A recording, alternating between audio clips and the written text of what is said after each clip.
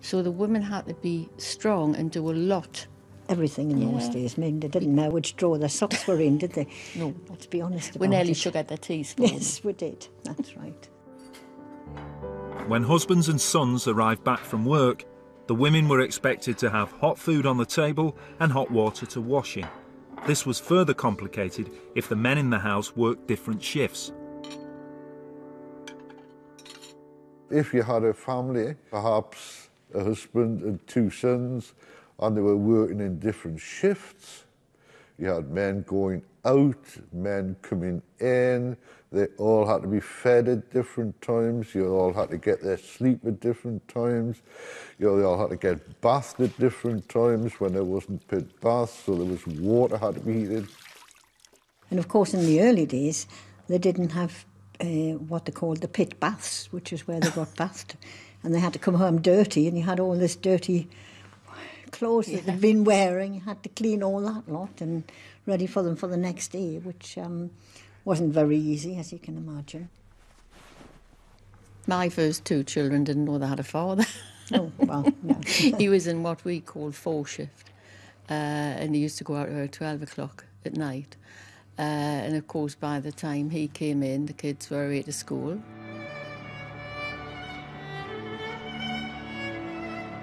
In spite of these long and exhausting shifts, some miners still found time to write. Miners returning home in the dark hours often heard the click-clack-click of a typewriter coming from a house in Whitwell in the Midlands. It was Clary Stafford, and he was typing a play that he'd written about mining folk. It was accepted by the Chesterfield Civic Theatre. Some men'll make a fuss all out. Maybe so, but I bet you never had your carbuncle poked with a stick.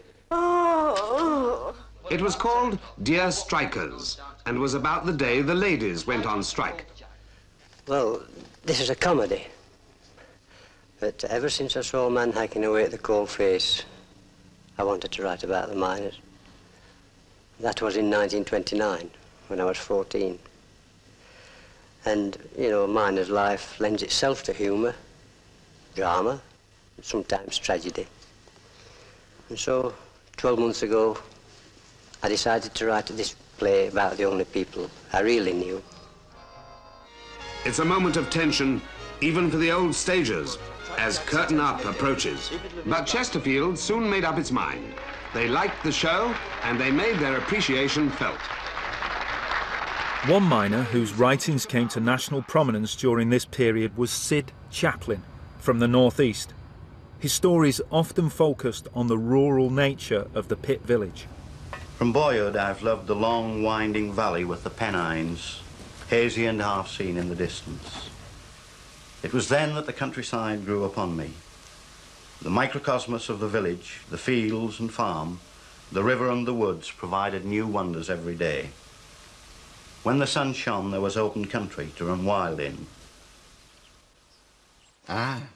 This is Sid Chaplin. He wrote these incredibly beautiful stories about working as a young man in the mines, but also about the world of the pit village, kind of what it meant in this period of huge change. And even here he's talking about how the big, modernised, streamlined industry was taking over this small industry that had the idea of the pit village, they were very often very small communities, and what people don't perhaps understand is that they were very often close to the countryside.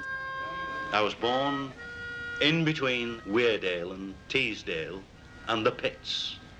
And there was this splendid moorland landscape just on the doorstep. Just at the end of the street, always you had the pulley wheels. And I graduated from that kind of landscape, 600 feet underground, into an entirely different landscape, a man-made landscape. And that fired me as well. And I think that this is very much Sid when he writes, my working background is more important, the place and the people where I grew up. And I think that's what he manages to do rather brilliantly, is to use his own life to tell this bigger story. What's important is this. You have a nice high tea, hind soup, half a pound of cooked pork with a little of the crackling for body. You languorously climb the stairs and have a nice hot bath, water up to your chin. For this is Friday night, and you want to sweat clean, if you have to sweat. And a pin to a penny you will before the weekend's over. Then you shave yourself with real precision. Brush your teeth, cupping a hand over your mouth and blowing your breath up just to make sure that the old womanizing breathing is sweet. Then you pull on a clean white shirt and feel your skin tingle, pingle, tingle. That's the way it should be, and has been for 1,000 nights and more.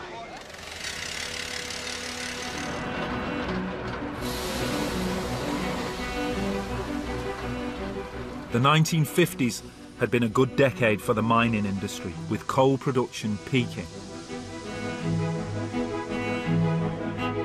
But the 1960s would see a prolonged period of contraction. In 1963, Mining Review produced a short piece about the closure of a pit in Wales. It began with a song by Ewan MacColl.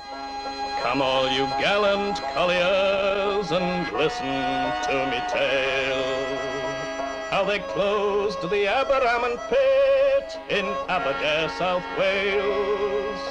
It was in 1842 that coal there first was won. She's yielded 40 million tons, but now her days are done. Coal was starting to be seen as a dirty fuel and an industry that belonged in the past. Many people associate the 80s with a real period of decline of the mining industry, which it certainly was. It wasn't the first time that mass closure of pits had happened. The 60s was a period when many thousands of miners lost their jobs and communities were either destroyed or uprooted.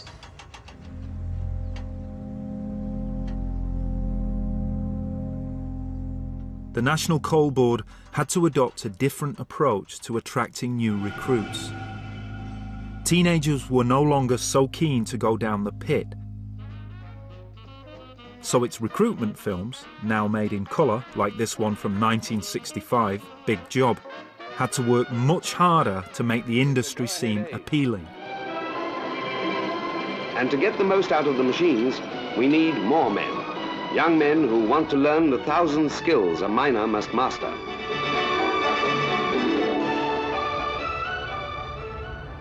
Behind the bravado of Big Job, it's clear that this is an industry in decline and that true confidence is beginning to diminish. This is seen in the tone and style of films made from the late 1960s onwards.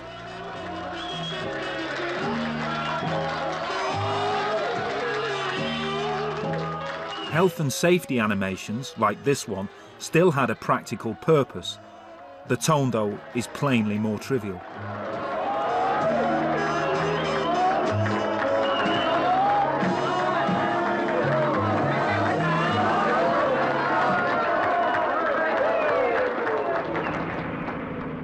The problems threatening coal mining were about to become fatally divisive, but the films just weren't able to reflect this.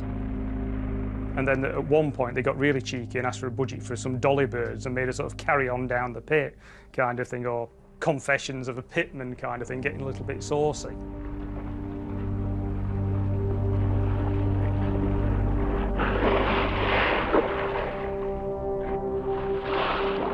One of the interesting things about these films is that the trajectory of the NCB's filmmaking history kind of reflects the trajectory of the coal industry in general.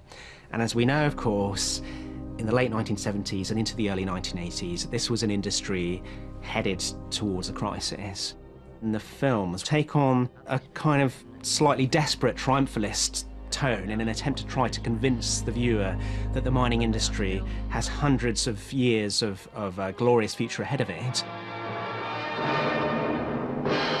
And it is upon them, they who implement the tools and the decisions, as well as upon the mining engineers, who will continue to devise and to execute their dreams of the future, that we shall all continue to win our essential energy from under the earth, not only for the next 40 years, but for the next 400.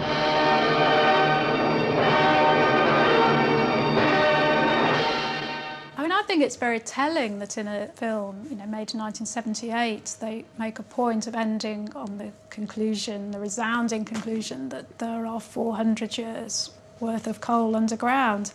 And that was true, and to make that point at that time is quite significant. And perhaps they knew that there were forces at play that meant they were under threat and they might not be around for that long. The NCB Film Unit, which had been launched in 1947 with pride and much fanfare, making films that were seen by millions in Britain every month, now quietly stopped production as the coal industry began to be broken up. The very final mining review 36th year, number 5, which was released in April 1983, so just a year before the miners' strike began. To me, this is one of the most moving films ever made. Only coal, exemplified by the impending birth of the new Selby coalfield and its vast reserves, can guarantee us a supply of energy for centuries ahead. Selby is a forerunner, a blueprint for the other great coalfields of the future. There must and will be a light at the end of the energy tunnel, and, born of coal, it will dazzle us. The very year the film unit closed, the National Union of Miners went on strike for the last time.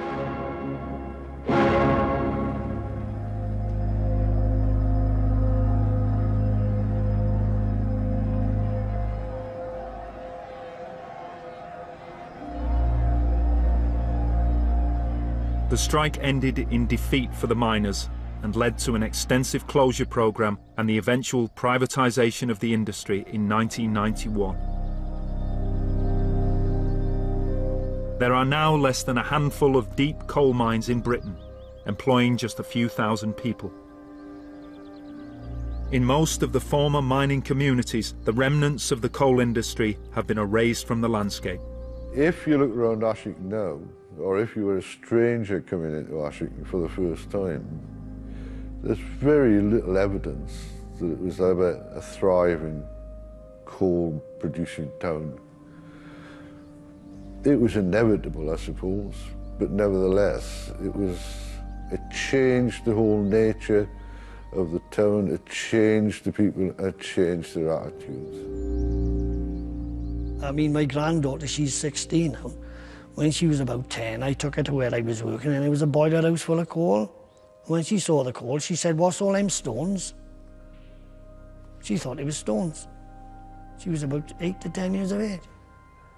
She's 16 now, so she didn't even know what coal was. So there we go. That's how far distance we are from it now. It stands so proud, the wheel so still. Here on BBC4 Tomorrow, we visit the school taking a brand new approach to autism, challenging behaviour from 9. And stay with us tonight for a major shake-up as Jem Stansfield explores some substantial explosions next. There is no sound. Now there are no men underground.